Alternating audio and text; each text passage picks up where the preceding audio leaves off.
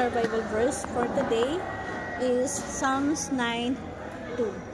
Sabi dito, before the mountains were born, you were brought forth the whole world. From everlasting to everlasting, you are God. So, ang Diyos natin, internal. Bago nilikha ang lahat ng sanlibutan, siya ay Diyos. Walang nag-create sa Diyos. He is the creator of all things. God is internal and therefore there is a changing. Ibig sabihin, hindi siya sakop ng time. Yung time na nilikha lang ng Diyos at the beginning at yung time na na-create ng Diyos is may matter also. Yung Diyos natin, hindi siya sakop ng space, time, and matter. Hindi siya sakop ng universe. Yung creation nag-exist sa Diyos.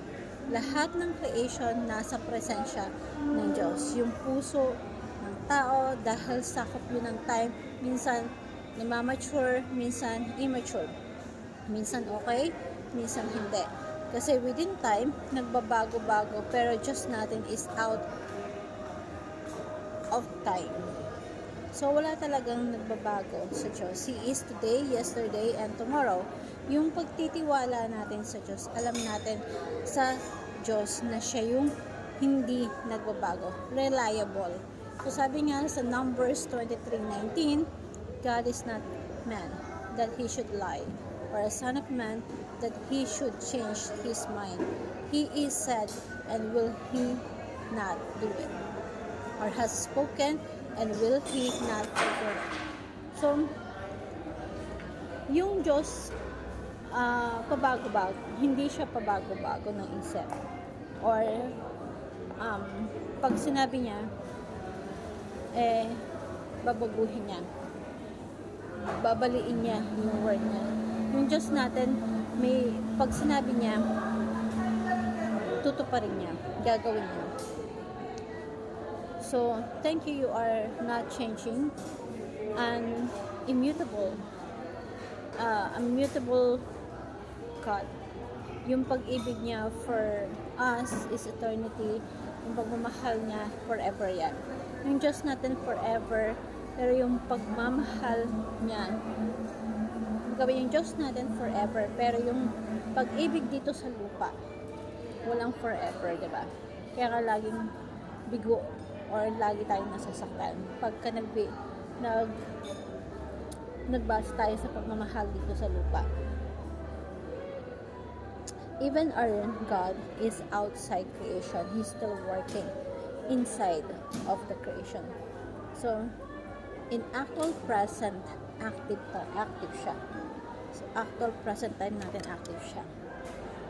So,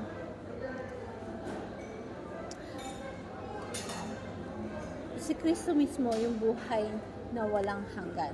Kaya nga sabi dito sa Colossians 3:4, when Christ who is you, life appears, then you also will appear with Him in glory. So, sabi din sa Colossians 3:4, when Christ who is your life appears, then you will appear in His time. So, stable yon, unchanging yon. Dito sa mundo, yung partner natin, maaring mahal ka niya ngayon, mahal ka niya kahapon, pero susunod na araw, hindi ka na niya mahal. Yung Diyos natin, yung buong creation ng Diyos, and nagbabago yan. Pero ang Diyos hindi nagbabago. Ano man yung pinagdadaanan natin ngayon sa buhay, God is not distant.